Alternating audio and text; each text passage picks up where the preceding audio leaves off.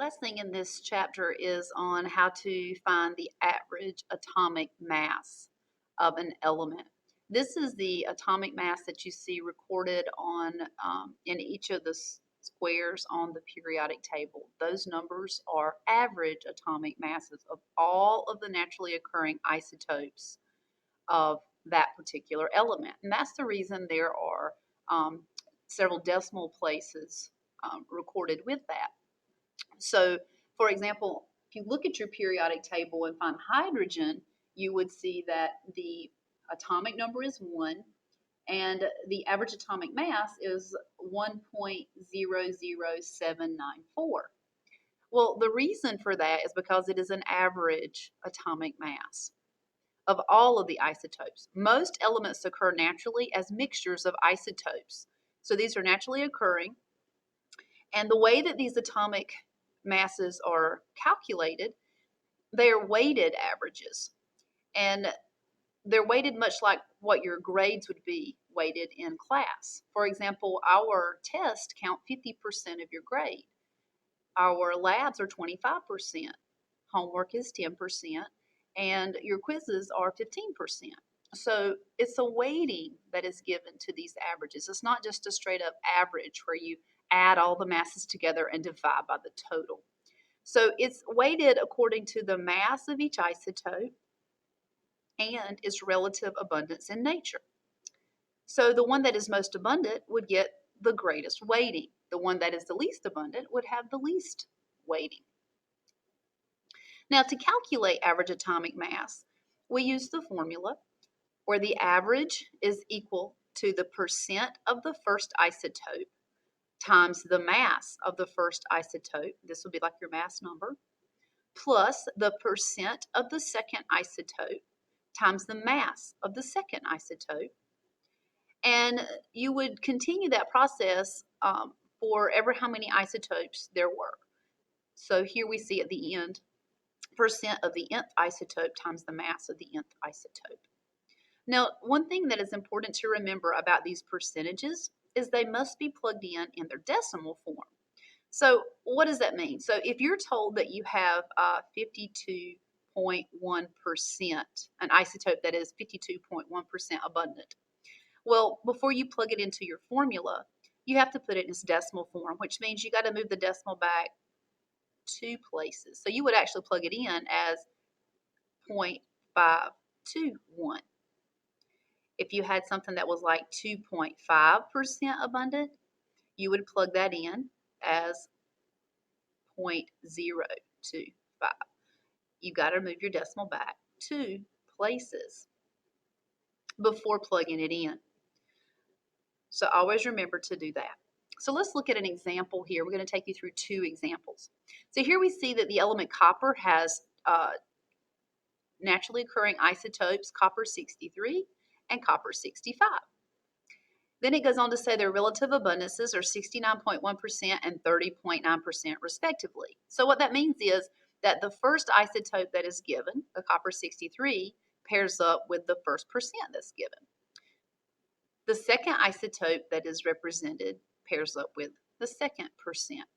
So it wants us to calculate the average atomic mass of copper. So let's write our formula down, where average is equal to the percent of the first isotope times the mass of the first isotope plus the percent of the second isotope times the mass of the second isotope. All right. So for the first isotope, the percent needs to be plugged in the decimal form. So you're going to plug it in, move your decimal back 2 places. You're going to plug it in as 0.691 times the mass, which is 63, plus, move your decimal back 2 places, 0.309 times the mass, which is 65. All right, so let's remember our sig fig rules here. So we're going to multiply 0.691 times 63. And so here we have a 2 sig fig number multiplied to a 3 sig fig number. So we need to round this part to 2 sig fig. So that would round to 44. Now I'm not going to clear my calculator out, but I'm going to round this to proper sig figs just to keep up with them. But my calculator still has 43.533 in. I'm rounding it on my paper, so I know I needed 2 sig figs here. Let's do the same thing here, 0.309 times 65. And again, we have 3 sig fig number times a 2 sig fig number, so we need to round this to 2 sig figs. So that would round to 20, and to make that 2 sig figs, you need to put a decimal. So now we're adding, so our sig fig rule changes, remember. When you add and subtract, you go to these decimal places.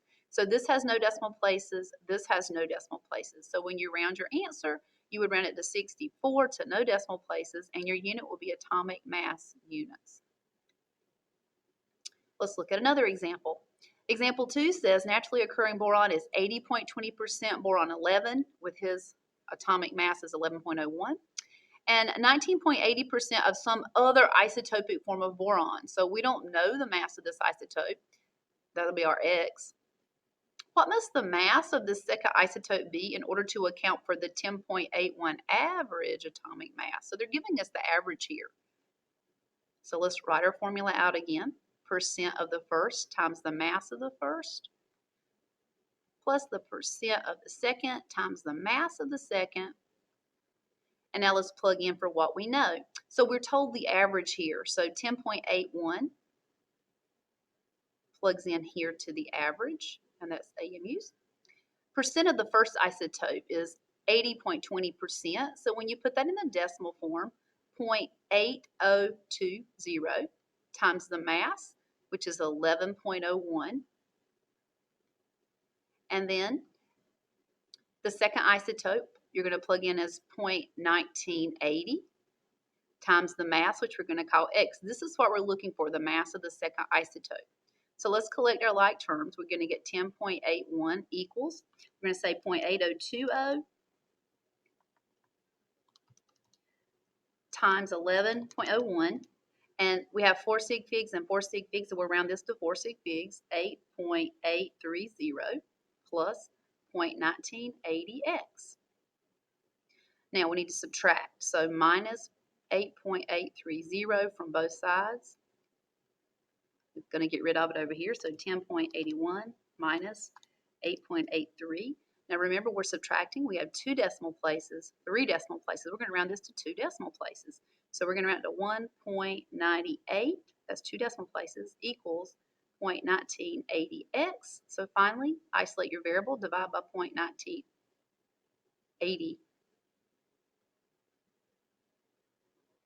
Okay, that lets it cancel here, and that gives us x is equal to, when you divide that, you're rounding to 3 sig figs, 10.0 AMU. Okay, that's our lesson on average atomic mass.